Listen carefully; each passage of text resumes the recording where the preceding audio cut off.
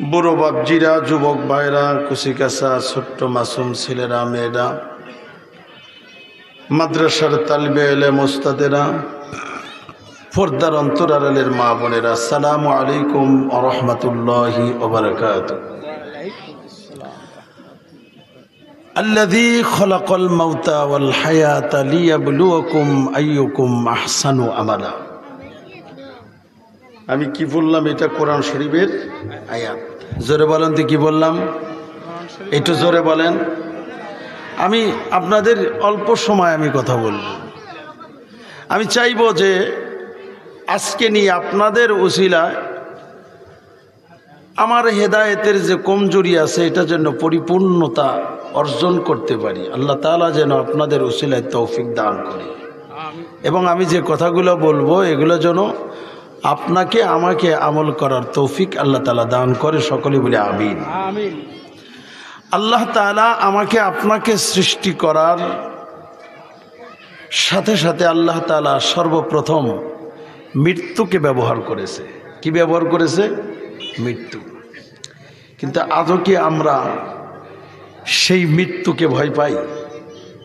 বলেন তো, ভয় পাই? আগে কবরস্থানের পাশ দিয়ে মানুষ দিনের বেলা হাইটা যেত না, আর এখন রাত্রিবেলায়ও কবরস্থানে লোকজন পাওয়া যায়, এবং কিছু কিছু কবরস্থানে বৈশা বৈশা সিগারেটও খায়। কি আছে না নাই? একটু কথা বলেন আমার সাথে বাবা। আছে না নাই? পাওয়া যায় না? কবর খনন করতে করতে কবরের মধ্যে বৈশা বৈশা কবর খনন করনাওয়ালি কি বিড়ি সিগারেটও টানতে দেখা যায়। দেখা যায় কি না? দেখা যায়। এখন সমাজে মৃত্যুর কোনো ভয় ভীতিওয়ালা মানুষ খুঁজে পাওয়া খুব কঠিন। এমন ঘর পাওয়া যায় না যে ঘরে জায়নামাজ আর তসবিহ আগের যুগের মতো ঝুলান্ত আছে। এখন আছে টিভি, এখন আছে ফেসবুক, ওয়াইফাই লাইন। যারা বলেন ঠিক না ব্যাঠি? সেই মশাল ধরাইয়া যে রাত্রি যাপন করত, হারিকেন লাগাইয়া রাত্রি যাপন করত, সেই যুগ আর বিদ্যুতের যুগ, রাত আর দিন ব্যবধান। যারা বলেন ঠিক না ব্যাঠি? কথা বললো। আগে সারা গ্রামের মধ্যে একটা সুদখোর পাওয়া যায় নাই, এখন সুদখোরের অভাব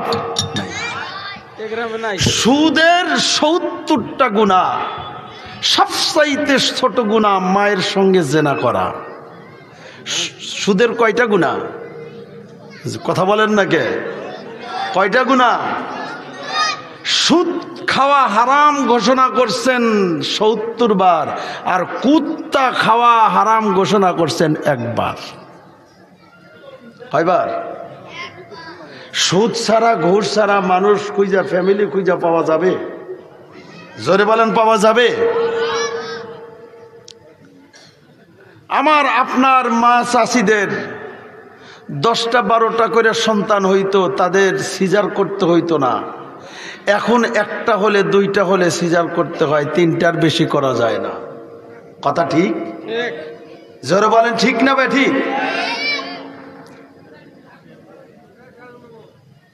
বাজান, আমরা এমন এক স্বপ্নের মধ্যে আছি যে স্বপ্নটা আমার জন্য আপনার জন্য বাস্তব নয়।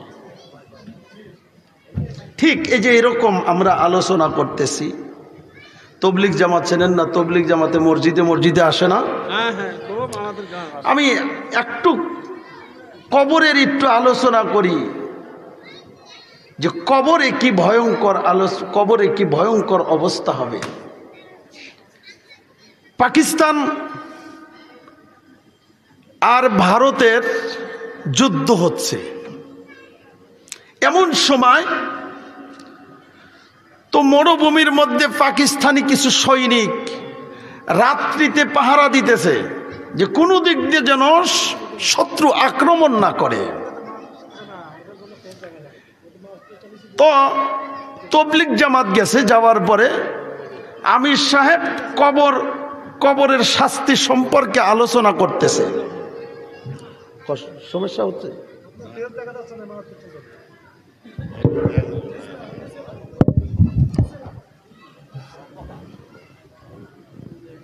কবরের আলোচনা করতেছে আমির সাহেব, জিম্বাদার সাহেব। এখন মাঝখান থেকে মসজিদে, মজলিসের মাঝখান থেকে একজন যুবক দাঁড়ায় গেছে। যুবকটা খুব কাহিল, অসুস্থ ভাব দাঁড়িয়ে গেছে। আমির সাহেবকে বলতেছে, হুজুর আপনি যে কবরের আলোচনা করতেছেন, আমি কবরের শাস্তি, কবরের আযাব আমার নিজ চোখে দেখে আসছি। জোরে কোন সুবহানাল্লাহ, একটু জোরে কোন সুবহানাল্লাহ। কবরের আযাব আমি দেখে আসছি। বলে কেমনে দেখলেন? আমির সাহেব বলতেছে যে আমার ওয়াজ বন্ধ, আপনি রথ চালু, আপনি এখানে আসেন, আপনি কথা বলেন, আমরা শুনব। এইবার পাকিস্তানি সেই সৈনিক যখন সে কথা বলতেছিল, চোখের পানি গড়গড়াইয়া গাল বেয়ে বেয়ে পড়তেছিল। যুবক বলতেছিল, জামাতের সাথী ভাইয়েরা, পাকিস্তান এবং ইন্ডিয়ার যুদ্ধ হয়। এই যুদ্ধের ময়দানে আমরা কিছু সৈনিক রাত্রিবেলায় ডিউটি করতেছিলাম, সবাই ঘুমিয়ে গেছে। আমি একা অস্ত্র পাহারা দিতেছিলাম। অস্ত্র যখন আমি পাহারা দিতেছিলাম, রাত্রি যখন গভীর হলো, আমার কানে কেমন যেন একটা বিকট আওয়াজ আসতেছে। দেখবেন জ্যৈষ্ঠ মাস, বৈশাখ মাসে বাঁশের পাতা যখন পেকে যায়, যখন বাতাসে ঝুরঝুর করে পাতাগুলো পড়ে যায়, এমন একটা আওয়াজ আছে কিনা? জোরে বলেন, আছে কিনা? আওয়াজটা কিন্তু অনেক সময় অসহ্য লাগে কিনা? পাকিস্তানের সেই সৈনিক বলতেছিল, আমি যখন এই আওয়াজ কোথা থেকে আসতেছে, আমি আওয়াজকে ফলো করলাম, আওয়াজের দিকে আস্তে আস্তে আগাইতে শুরু করলাম। আমি কিছু দূর যাওয়ার পরে দেখি বিশাল এক জঙ্গল। এই জঙ্গলটা পুরাটাই এরিয়া নিয়ে একটা কবরস্থান। আমি সেই জঙ্গলের মধ্যে চলে গেলাম, আওয়াজের দিক চলে গেলাম, হাতে আমার অস্ত্র আছে। আমি যখন আওয়াজের দিকে চলে গেলাম, যাওয়ার পরে দেখি ঠিক কবরস্থানের এক সাইডে ভাঙ্গা একটা কবর, পায়ের দিকে একটু ভাঙ্গা, কিন্তু কবরের মধ্যে লাশ নাই, কঙ্কাল পড়ে রয়েছে। আমি টর্চ লাইট মেরে তাকায় দেখি, আমি টর্চ লাইট মেরে যখন তাকায় দেখলাম, কঙ্কালটাকে এমন একটা যন্ত্র এসে ঠোকর দেয়, ইঁদুরের চাইতে বড়, বিড়ালের চাইতে ছোট, সাপের মতো জিহ্বা বের করে যখন কঙ্কালের উপরে ঠোকর মারে, মারার সঙ্গে সঙ্গে কঙ্কাল সহ কবরস্থানের আশেপাশে গাছপালা, বৃক্ষ, তরুলতা সহ থরথর করে কেঁপে ওঠে। আমি ভয় পেয়ে গেলাম। আমি টর্চ লাইট মেরে তাকায় দেখলাম, বারবার যখন সাপের মতো জিহ্বা বের করে ঠোকর মারে, তখনই এরকম আওয়াজ হয়, থরথর করে কেঁপে ওঠে। আমি তখন আমার অস্ত্র দিয়ে, রাইফেল দিয়ে আমি আর একটু মাটি ভাঙলাম, কবরের মাটি ভাঙলাম। আমি চেষ্টা করতেছি আমার এই অস্ত্র দিয়ে, রাইফেল দিয়ে এই যন্ত্রটাকে আমি গুলি করে হত্যা করব। আমি যখন এরকম প্রস্তুতি নিলাম, নেওয়ার পরে ওই যন্ত্রটা আমার দিক তাকায় আছে, আমার দিক তাকাইয়া আগুনের বুন্দার মতো চক্ষু করে আমার দিক তাকায় আছে, জিহ্বা বের করে আমার দিক আকর্ষণে তাকিয়ে আছে, যেমন মনে হয় কিছুক্ষণের মধ্যে আমাকে ধ্বংস করবে। আমি তখন ভয় পেয়ে গেলাম। আমি অস্ত্র রেডি করলাম যন্ত্রটাকে গুলি করার জন্য। আমি অস্ত্র যখন রেডি করলাম, এক হাতে অস্ত্র, আর একদিকে আর এক হাতে টর্চ লাইট মেরে তাকায় দেখি ওই যন্ত্রটা আমার দিক ধাওয়া করবে।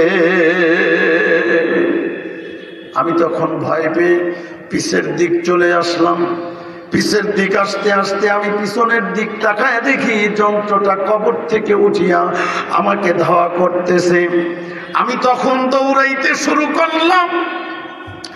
দৌড়াইতে দৌড়াইতে কিছু দূর যাওয়ার পরে আমি তাকায়া দেখি একটা খাল বিল, পানি আছে কিন্তু আঁঠু পর্যন্ত পানি, কিছু জায়গায় আঁঠুর উপরে। আমি পানি বিলের মাঝখানে চলে গেলাম, যাওয়ার পরে তাকায়া দেখো ওই যন্ত্রটা পানিতে নামতে পারতেছে না। আমি চিন্তা করলাম যন্ত্রের যত সাহসী হোক না কেন, যতই রাগান্বিত হোক না কেন, পানিতে নেমে আমাকে আঘাত করতে পারবে না। আমি পানির মাঝখানে দাঁড়িয়ে টর্চ লাইট মেরে তাকায়া দেখি ওই যন্ত্র জিহ্বা বের করে পানির মধ্যে একটু সবল মারলো, মারার সঙ্গে সঙ্গে পুরা খাল বিলের পানিতে আগুন লেগে গেল। জোরে কান সুবহানাল্লাহ। আগুন লেগে গেল। আমি মাঝখান থেকে পার হতে না হতে আমার পা আঁঠুর নিচ পর্যন্ত পুড়ে গেল। আমি উপরে উঠলাম, উঠে আমার সৈনিক ভাইদেরকে ডাকাডাকি শুরু করলাম। কেউ আমার ডাক শোনে না। আমার সারা রাত্রি এইভাবে কেটে গেল। এরপরে সৈনিক ভাইয়ের আমাকে তালাশ করে আমাকে খুঁজে পেল, আমাকে হসপিটালে ভর্তি করা হলো। 6 মাস পর্যন্ত চিকিৎসা হলো। আমার চিকিৎসায় কোনো উন্নতি হলো না, রোগের উন্নতি হলো না। আমাকে আমেরিকাতে পাঠানো হলো, আমাকে লন্ডন পাঠানো হলো, বড় জায়গায় চিকিৎসা করবে, সরকারি খরচে আমাকে চিকিৎসা করা হলো। 1 দিন 2 দিন না, আরো 6 মাস আমাকে চিকিৎসা করা হলো। আমার গোশ খসে খসে পড়ে গেল, হাড্ডি বের হয়ে গেল। তাকায়া দেখে এখনো পর্যন্ত আমার হাড্ডির থেকে গোশ গজায় না। আল্লাহু আকবার। মরবেন না? মরবেন কিনা বলেন, হাত তোলেন। মরবেন কিনা বাবা?